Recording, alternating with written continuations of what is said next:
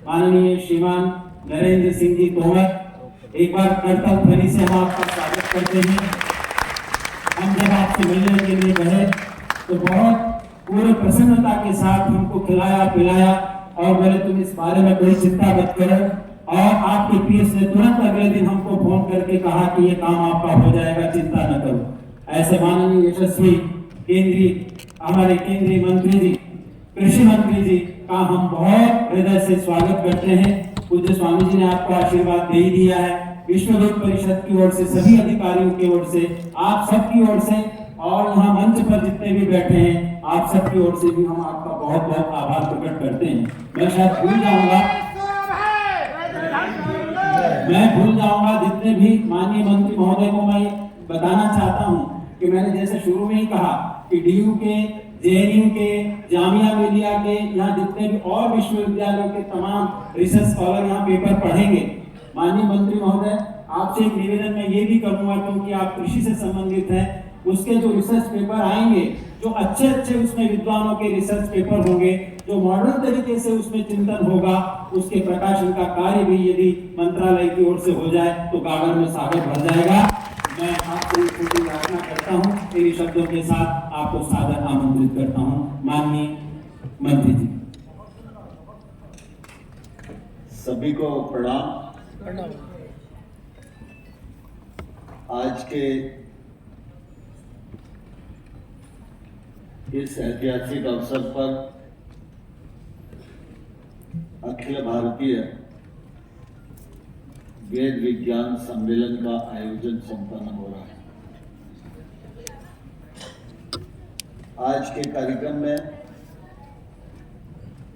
मुख्य अतिथि के रूप में हम सबके मध्य विराजमान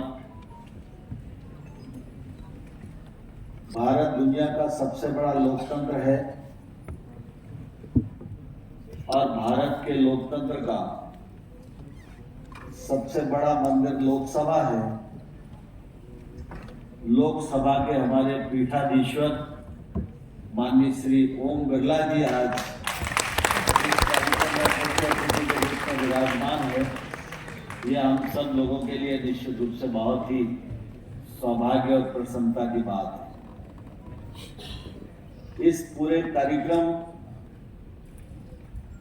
की कल्पना और उसको मूर्त रूप देने के लिए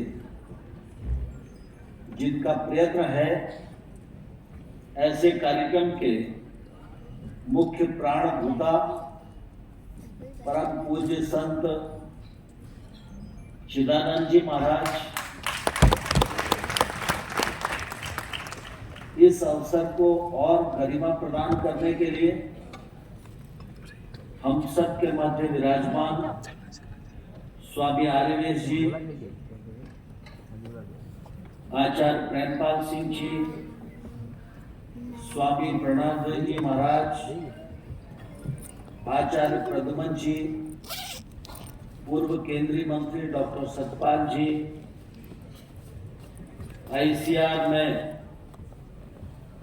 पूरे देश में कृषि शिक्षा का भार जिनके ऊपर है, ऐसे डॉक्टर अग्रवाल साहब, और इस अवसर पर विराजमान सभी संत जन, विद्वज्जन, विद्यार्थीगण, मीडिया के मित्र और उपस्थित सज्जनों, आज आप सब वेद विज्ञान सम्मेलन में भाग लेने के लिए आए हैं। मैं मंच पर विराजमान सभी अतिथिगण और आप सबका कृषि और किसान कल्याण मंत्रालय की ओर से हृदय से बहुत बहुत स्वागत करता हूं, बहुत बहुत अभिनंदन करता हूं। मेरे लिए प्रसन्नता का क्षण है जब वेद से जुड़े विभिन्न विषयों पर विचार विमर्श का यह विशाल कार्यक्रम हमारे कृषि शिक्षा विभाग के इस परिसर में संपन्न हो रहा है। यहाँ पर कृषि क्षेत्र में अध्ययनरत विद्यार्थी भी मौजूद हैं, कृषि वैज्ञानिक गण भी मौजूद हैं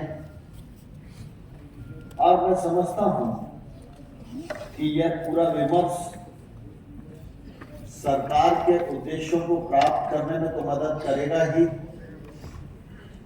लेकिन हमारे वेदों की जो रोशनी है वो सब तक पहुंचे, उस दिशा में भी यह मील का पत्थर साबित होगा, ऐसा मुझे पूरा विश्वास है। चिदानंद जी महाराज संत तो हैं ही और संत की तुलना किसी से नहीं हो सकती, लेकिन सामान्य तौर पर हम सब यह जानते हैं कि संत वही जो साधना में रत है और साधना वही जो परम गति को प्राप्त कराए। लेकिन साधना के साथ साथ ईश्वर ने हमको मनुष्य बनाया है, तो भक्ति तो जरूरी है, साधना भी जरूरी है, लेकिन कर्म साधना का भी महत्व वैसा ही है। और मैं समझता हूं चिदानंद जी महाराज साधक तो है ही, लेकिन कर्म साधना के भी वे अतुलनीय अग्रदूत हैं।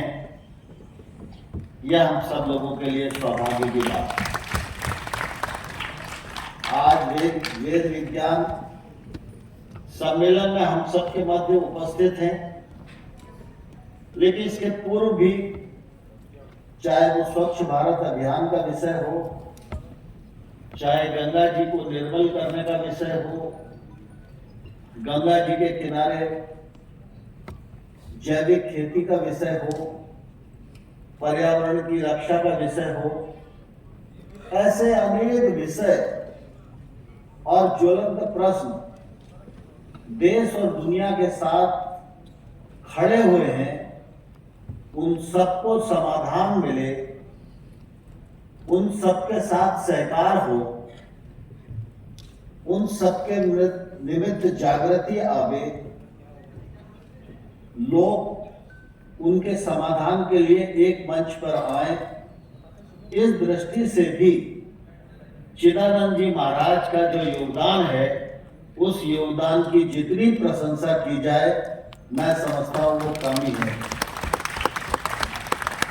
आज उन्हीं की प्रेरणा से यह विशद कार्यक्रम आयोजित किया जा रहा है। हम सब इस बात को भलीभांति जानते हैं कि दुनिया तो एक है, दुनिया की समस्याएं भी एक जैसी हैं, लेकिन दुनिया में अलग अलग देशों के पृथक पृथक चिंतन हैं। लेकिन इन सब का विश्लेषण करें तो ध्यान में आएगा, भारत ही एकमात्र ऐसा देश है जिसके चिंतन में देश के साथ साथ विश्व के कल्याण की भी भावना निहित है। हम वसुधैव कुटुंबकम की भावना के आधार पर विचार करते हैं, उसी के अनुसार चलने का प्रयास करते हैं, और यह भाव सिर्फ नारे के लिए नहीं, पुस्तक के लिए नहीं, भाषण के लिए नहीं, वसुधैव कुटुंबकम का भाव हमारे कृतित्व से भी और हमारे व्यक्तित्व से भी झलकता हुआ दिखाई देता है। इसका प्रत्यक्ष उदाहरण नरेंद्र मोदी जी का नेतृत्व आज दुनिया में इस कल्पना को साकार करने के लिए प्रयत्नशील है। यह सच है कि हमारे भारतीय ग्रंथ वेद, इसकी कोई तुलना नहीं है। मैं समझता हूं कि वेद इतना विशद है कि अभी हजारों साल लग जाएंगे वेदों पर अनुसंधान करते करते, समय कम पड़ जाएगा लेकिन अनुसंधान पूरा नहीं होगा। ऐसा कुछ दुनिया में नहीं है जो हजारों वर्षों पूर्व हमारे पूर्वजों ने वेदों में उल्लिखित नहीं किया हो। मैं उसके विस्तार में नहीं जाना चाहता, लेकिन मैं इतना जरूर कहना चाहता हूं कि वैदिक रीति, वैदिक नीति, वैदिक संस्कृति और वैदिक कृषि और वैदिकता का भाव, यह निश्चित रूप से भारत को ही नहीं, जो इस पर चलने का प्रयास करेगा उस मानव मात्र का यह जीवन भी सार्थक होगा और उसका परलोक भी सार्थक होगा। इस बात की गारंटी हमारा वेद विज्ञान देता है।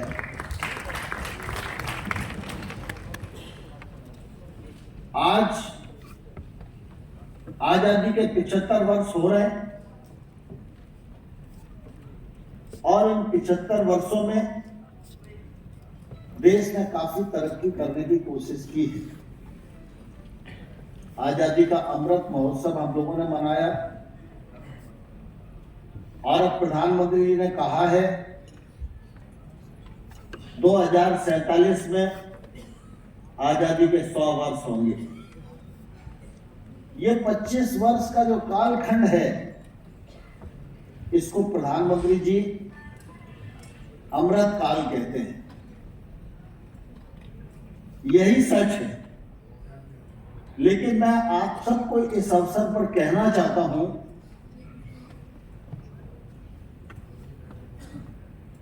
कि ये जो 25 वर्ष का कालखंड हमारे सामने है, यह भारत के सांस्कृतिक पुनरुत्थान का कालखंड है। एक समय हम कल्पना नहीं करते थे कि वेदों के अनुसार दुनिया चलेगी, भारत के अनुसार दुनिया चलेगी, प्रकृति के अनुसार दुनिया चलेगी, पूरकता के सिद्धांत पर दुनिया चलेगी, वसुधैव कुटुंबकम के सिद्धांत पर दुनिया चलेगी। लेकिन आज पूरे दुनिया में जिस प्रकार से वैश्विक स्तर पर विचार हो रहा है, मैं समझता हूं यह कालखंड भारत के सांस्कृतिक पुनरुत्थान के माध्यम से समूची दुनिया जो भौतिकता की अग्नि में दग्ध है, उसको शाश्वत शांति का संदेश देने में पूरी तरह सफलता प्राप्त करेगी। और ऐसे समय पर जब वेद विज्ञान की दृष्टि से विचार हो, शिक्षा में उसका समावेश हो, जीवन के हर पहलू पर हम उसको स्वीकार करके आगे बढ़ने का प्रयास करें, तो मैं समझता हूं कि इससे अच्छा कालखंड हमें कोई और मिलेगा नहीं। और इसलिए आज हम सब लोगों को इस दिशा में बहुत गंभीरता से विचार करने की आवश्यकता है। विचार चल रहा है। आज का यह कार्यक्रम विचार यात्रा का एक पड़ाव है और मुझे विश्वास है कि जब हम पड़ाव पर पहुंचे हैं तो एक दिन वो जरूर आएगा जब हम मंजिल पर पहुंचने में सफल होंगे।